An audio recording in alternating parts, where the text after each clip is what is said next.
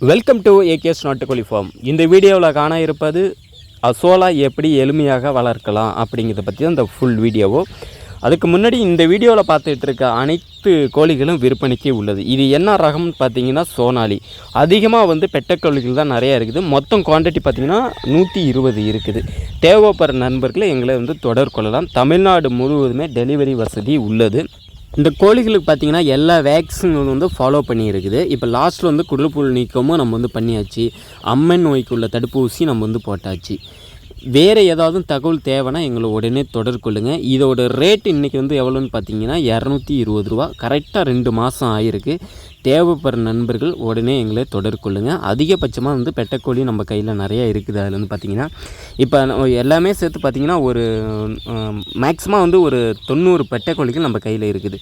தேவைப்படுற நண்பர்கள் கண்டிப்பாக எங்களை தொடர் கொள்ளுங்கள். அதேமாரி நிறைய பேர் டவுட்டு கேட்குறவங்க சிலப்போ கால் பண்ணி எடுக்கலைன்னா நீங்கள் வாட்ஸ்அப்பில் மெசேஜ் போட்டு வைங்க. கண்டிப்பாக உங்களுக்கு ஒரு நல்ல ஒரு ரிப்ளை வேகத்தில் உடனே கிடைக்கும். சரிங்களா? அசோலாவை பற்றி நான் அதிகமாக நான் எதனால் உங்களுக்கு நான் சொல்கிறேன்னா, இந்த முட்டைக்கோழி வளர்க்குறவங்களுக்கு கண்டிப்பாக அசோலா ஒரு முக்கியத்துவம். ஏன்னா அசோலா முட்டையோட உற்பத்தி அதிகப்படுத்துது. அதனால தான் இந்த அசோலா பற்றி சொல்கிறேன். சரி, இன்னுமா அசோலாவை பற்றி நான் ஃபுல்லாக சொல்லிடுறேன். ஏன்னா அசோலா பார்த்திங்கன்னா ஒரு 2021, 22 பார்த்திங்கன்னா அசோலாவை பற்றி நிறைய வீடியோஸ் வந்திருக்கும். ஸோ அசோலாவை பற்றி நிறைய பேர் கால் பண்ணாங்க எனக்கு. அசோலா எப்படி வளர்க்குறதுன்னு பற்றி அந்த டயத்தில் நிறையா பேர் ஆர்வமாக இருந்தாங்க. ஆனால் இப்போ அந்த ஆர்வம் குறைஞ்சிருச்சு. ஏன்னு கேட்டிங்கன்னா அதோட வளர்ச்சியாக இல்லை என்னன்னு நமக்கு தெரியாது. பட் நம்ம கோழிக்கு தேவைப்படுதுன்னா கண்டிப்பாக நம்ம நம்பலாம். இன்னொன்று பார்த்திங்கன்னா நம்ம விடாமுயற்சி கண்டிப்பாக தேவை. எந்த ஒரு தொழிலுமே விடாமுயற்சி இருந்தால் மட்டும்தான் நம்ம எந்த ஒரு இதாக இருந்தாலும் நம்ம வெற்றியே வரலாம். சரிங்களா? அடுத்தவங்க பண்ணுறாங்க, அதை பார்த்துட்டு நம்ம அதே மெத்தடு நம்ம யூஸ் பண்ணோம்னா கண்டிப்பாக அது நம்மளுக்கு சக்ஸஸ்ஃபுல்லாக வர்றது கிடையாது.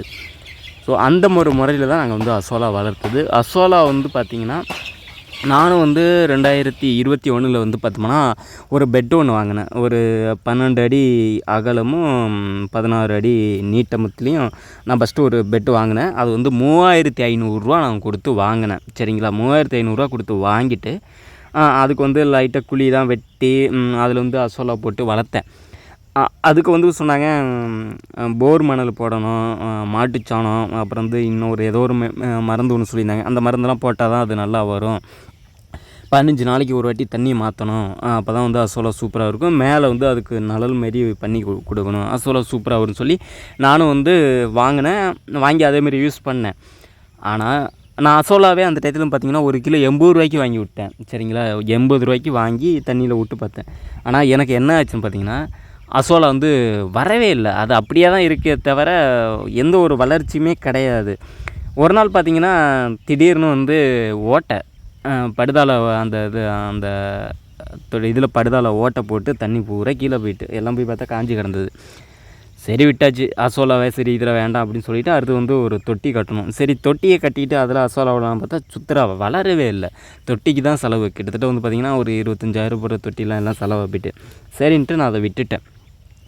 விட்டதுக்கு அப்புறம் பார்த்தோம்னா இவ்வளோ அசோலா எப்படி வந்துச்சுன்னா, வயலுக்கு பக்கத்தில் ஒரு சின்ன ஒரு குழி பெருசாக எடுத்துருக்கோம். அதில் தண்ணி போய் தேங்கி நிற்கும்.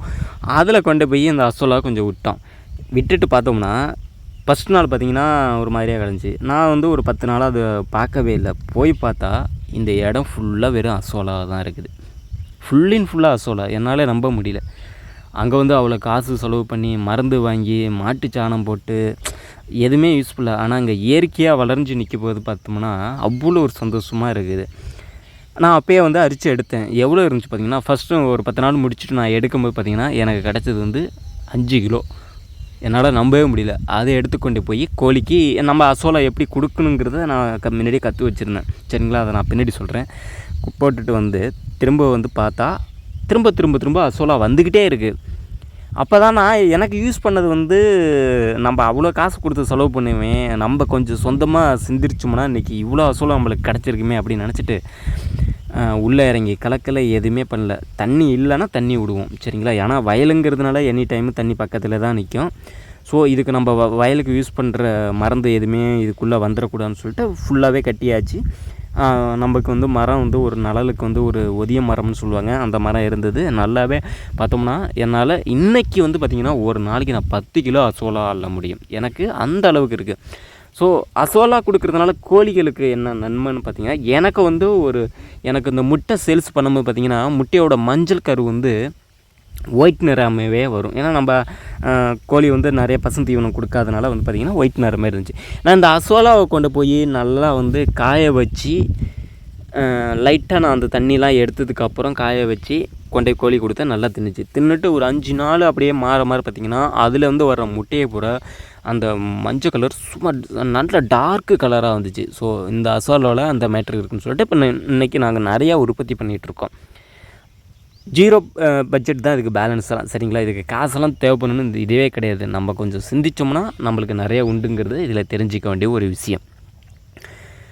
அசோலா வந்து பார்த்திங்கன்னா கோழிங்களுக்கு கொடுக்கும் போது தண்ணியோடு அள்ளி கொண்டே போட்டுறக்கூடாது. அது ரொம்ப இது சில பேர் சாணி கரைச்சி ஊற்றி இது பண்ணுறாங்க தான், அதுவும் வச்சாலும் அது திங்கிறது கிடையாது. ஏன்னா அந்த சும்மலுக்கு வந்து அது திங்கிறது இல்லை. ஆனால் இது வந்து பார்த்தோம்னா மேலால் உள்ள அந்த குழிக்குள்ளே இறங்கிடக்கூடாது. இறங்கணும்னா சேர் நிறையா இருக்கனால நம்ம தான் நனைஞ்சி போவோம். பட் அதனால் வந்து உள்ளே இறங்காமல் ஒரு குச்சை வச்சு ஒரு ஓரமாக கொண்டு வந்தோம்னா சூப்பராக வரும். அந்தமாரி எடுத்துக்கொண்டு போய் நான் அதிகமாக யூஸ் பண்ணுவேன். நான் வந்து 2 மெத்தடில் யூஸ் பண்ணுறேன். ஒன்று வந்து பசுந்தீவனமாகவே இதை கொண்டு கொடுக்குறேன், காய வச்சு லைட்டாக காய வச்சு அரை ஈரத்தோடு கொண்டு கொடுக்குறேன். கோழி சூப்பராக கொத்தி சாப்பிடுது. அது இல்லாமல் பார்த்திங்கன்னா இப்போ நான் ஒரு மூட்டை லேயர் மேக்ஸ் தீவனம் நான் வாங்கினேன்னா அதில் வந்து பார்த்திங்கன்னா ஒரு 7 கிலோ அளவுக்கு நான் இதை காய வச்சு பொடியாக நுணுக்கி அதிலே கொடுத்துருவேன். அது அதுலேயும் சாப்பிட்ருது. அப்போ வந்து பார்த்திங்கன்னா நம்மளுக்கு 2 மெத்தடில் வந்து யூஸ்ஃபுல்லாகுது. அசோலா வந்து பெரிய ஒரு நன்மைகள் உள்ள ஒரு தாவரம் தான், சரிங்களா? நிறைய ப்ரோட்டீன் இருக்குது. கோழிங்களுக்கு ஆடுங்களுக்கெலாம் ரொம்ப ஒரு பிடிக்கக்கூடிய விஷயம். யூஸ் பண்ணி பாருங்கள், கண்டிப்பாக வந்து நல்லா வரும். இது நான் கொடுத்த தகவல் வந்து பார்த்திங்கன்னா இயற்கையாக வளர்க்கிறது எப்படிங்கிற ஒரு மெத்தேடு தான். ஃபஸ்ட்டு வந்து ஒரு சின்ன குழி, அதுக்குள்ளே நம்ம தண்ணியை வந்து விட்டுட்டு அது மேலே நம்ம விட்டோம்னா போதும். எந்த ஒரு மருந்து எதுவுமே தேவை கிடையாது. பட் சேர் இருக்குது நல்லாவே, அது எல்லாருக்குமே நல்லாவே தெரியும். அடியில் வந்து சேர் நிறையா இருக்கிறதுனால எவ்வளோ பச்சையர்னு இருக்குது பார்த்தீங்களா? கொஞ்சம் கூட அது மஞ்சள் நிறத்தில் வரல, காஞ்சி போகிறது கிடையாது, எதுவுமே கிடையாது. உற்பத்தி வந்து பார்த்திங்கன்னா ஒரு நாளைக்கு நான் 10 கிலோ அள்ளுற அளவுக்கு எனக்கு நிறையா இருக்குது. புதுசாக கோழி பண்ணை வச்சு வர்றவங்களுக்கெல்லாம் இந்தமாரி வீடியோலாம் பார்த்திங்கன்னா உங்களுக்கு கொஞ்சம் ஆர்வங்கள் தோணும், சரிங்களா? ஏன்னா எந்த ஒரு வேலையும் நம்மளுக்கு பிடிச்சி பண்ணணும்னா நம்மளுக்கு ஒரு நல்ல சக்ஸஸ்ஃபுல்லாக இருக்கும். உங்களுக்கு ஒரு நல்ல ஆசையாக அது வந்து நீங்கள் பண்ணிங்கன்னா இந்தமாரி மெத்தடில் பண்ணுங்கள். பெட்டுக்கெல்லாம் தனியாகலாம் காசுலாம் செலவு பண்ண வேண்டியதில்லை. நம்ம வீட்டுக்கிட்டே ஒரு சின்ன இடம் இருக்கான்னு பாருங்கள். இருந்துச்சுன்னா 24 ஹவர்ஸும் அதில் தண்ணி நிற்கும்னா கண்டிப்பாக இதுமாரி யூஸ் பண்ணி பாருங்கள். கண்டிப்பாக வந்து உங்களுக்கு ஒரு நல்ல பலன் கொடுக்கும். தீவன செலவு கொஞ்சம் கம்மி பண்ணும், அதிகமெல்லாம் கம்மி பண்ணாது, கொஞ்சம் கம்மி பண்ணும், அவ்வளோதானே தவிர ரொம்பலாம் எதிர்பார்க்கக்கூடாது. கோழிக்கு நம்ம சரியாக கொடுக்கக்கூடிய உணவுகளை நம்ம கொடுத்தா தான் கரெக்டான அளவில் நம்மளுக்கு முட்டையும் கிடைக்கும், நம்ம பண்ணையும் தோல் இல்லாமல் போவோம். நிறைய பேர் என்கிட்ட கால் பண்ணி கேட்பாங்க, ப்ரோ 4 மாதம் கோழி இருக்கா, 5 மாதம் கோழி இருக்கா, முட்டை விட்டுட்டுருக்கு கோழியாக இருக்கான்னு. நான் என்னோடய மெத்தட் என்னன்னு பார்த்தீங்கன்னா, மேக்ஸிமம் நிறையா பேர் என்கிட்ட வந்து 50, 100, 200லாம் எடுக்கிறவங்க பூரா எல்லாம் 1 மாதம் இல்லை 2 மாதத்துக்குள்ளே தான் எடுக்கிறாங்க. அது ஏன் அப்படிங்கிறது நானும் ஒரு விளக்கம் சொல்லிடுறேன். இப்போ நீங்கள் வந்து பெரிய ஒரு கோழி வந்து நீங்கள் வாங்குறதுனா மேக்ஸிமம் இன்றைக்கி 400 ரூபாயிலேருந்து 450 ரூபா, 500 ரூபா கூட வருது, சரிங்களா? நீங்கள் அதை வாங்கிட்டு போய் திரும்பவும் அதே 2 மாதம் கொடுத்து தான் நீங்கள் வளர்த்ததுக்கப்புறம் தான் முட்டை விடும். அதுவே வந்து பார்த்திங்கன்னா நீங்கள் வந்து ஒரு 2 மாதம் இல்லை 1 மாதத்துலேருந்து எடுத்திங்கன்னா அதில் ஒரு கோழி வாங்குறதுக்கு நீங்கள் 3 கோழியை வாங்கிட்டு நீங்கள் வளர்த்திங்கன்னா உங்களுக்கும் ஒரு அனுபவமாக இருக்கும், உங்களுக்கும் காசு மிச்சமாகும், சரிங்களா? நிறைய பேர் புரியாதனமாக என்ன பண்ணுவாங்கன்னா பெரிய கோழியே வேணும்னு சொல்லிட்டு என்கிட்ட கால் பண்ணி கேட்குறாங்க.